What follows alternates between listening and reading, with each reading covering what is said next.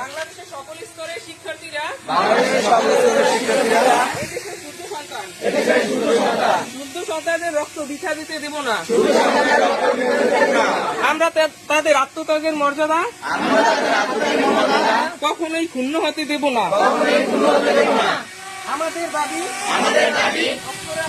অক্ষরে মানতে হবে। শুদ্ধ সন্তানদের কেন লাশে পরিণত করা হলো এই জবাবদিহিতাও করতে হবে।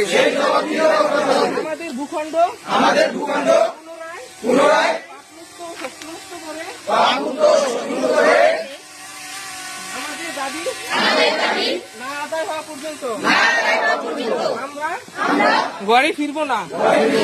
এটাই আমাদের অঙ্গীকার, ছাত্র সমাজের অঙ্গীকার।